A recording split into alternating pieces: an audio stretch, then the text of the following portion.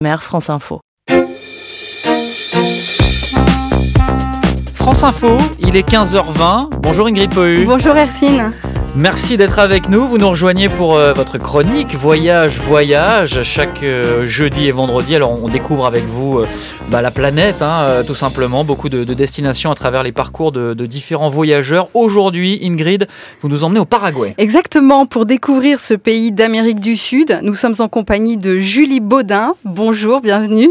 Bonjour. Vous êtes guide, conférencière et auteure et une voyageuse au long cours. Vous avez récemment publié un livre intitulé L'Odyssée amérindienne aux éditions Glénat, le récit d'un voyage de 2 ans de l'Alaska à la Patagonie. Et vous êtes partie à la rencontre des peuples indigènes. Alors aujourd'hui, vous êtes donc venu nous parler du Paraguay. Il faut préciser que le Paraguay est entouré par la Bolivie, le Brésil et l'Argentine. Et alors, il n'existe aucun guide touristique vraiment complet sur le Paraguay. Alors comment vous avez préparé votre voyage ? Alors, comment on a préparé ce voyage ? Eh bien, on a eu la chance de tomber sur un vieux guide, tandis que nous voyagions en Bolivie. Donc, on s'apprêtait à se rendre au Paraguay. Et donc, c'est avec ce guide de 1990 que nous avons découvert le Paraguay. Et puis, par la suite, comme nous parlons espagnol assez bien, nous nous sommes renseignés sur place. Et on a eu beaucoup d'informations, notamment grâce à l'Office de tourisme d'Asunción, donc la capitale, qui est très efficace. Alors, qu'est-ce qui vous a tout de suite frappé dans les paysages du Paraguay ?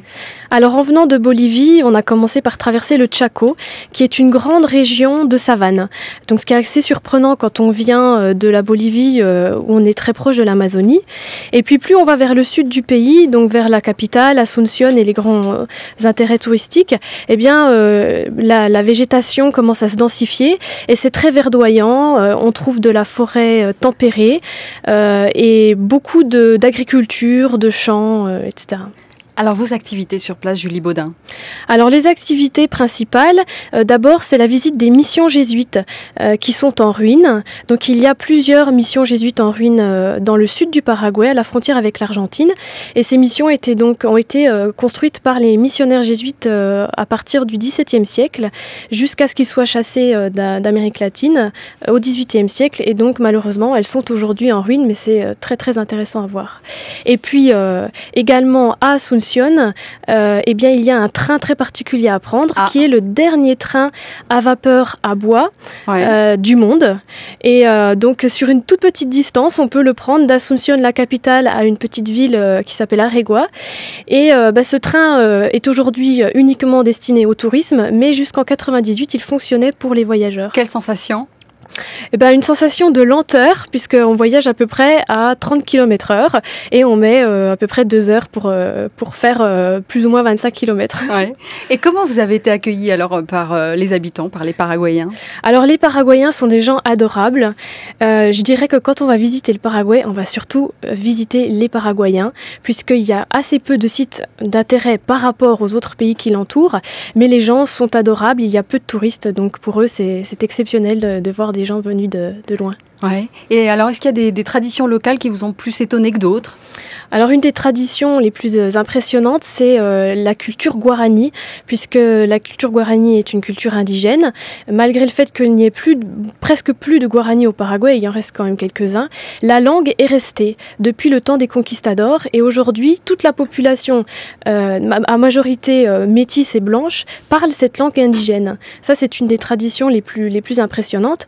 On trouve également les traditions liées à ce que j'appelle la culture cow-boy, entre guillemets, puisqu'il y a beaucoup d'agriculture et d'élevage surtout, ce qu'on trouve aussi en Argentine et au Brésil. Et donc, beaucoup de chevaux, la culture du cheval, de la vache, etc.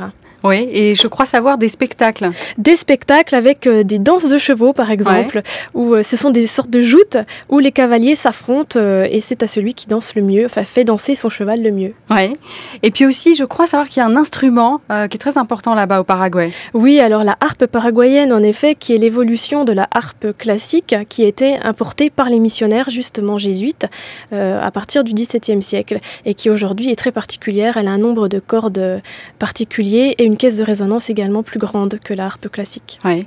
Julie Baudin, j'ai envie de savoir, est-ce que tout est bon au menu là-bas au Paraguay ?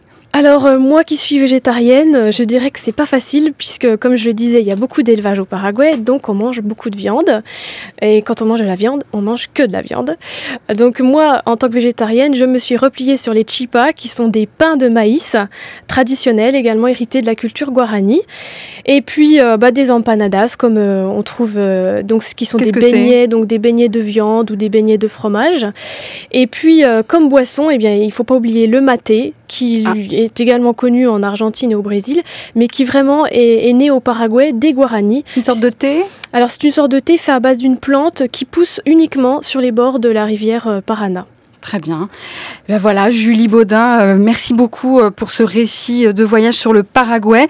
On retrouve vos conseils et bons plans sur notre site france-info.com, rubrique Voyage. Et puis, on vous souhaite bon voyage parce que je crois savoir que demain, vous partez au Pérou. Tout à fait. Décidément, c'est une manie, Julie Baudin. Je vais rappeler le titre de votre livre, L'Odyssée amérindienne. C'est publié aux éditions Glénat. Merci d'avoir voyagé par le studio de France Info aujourd'hui. Merci à vous, Ingrid Pohu. On va immédiatement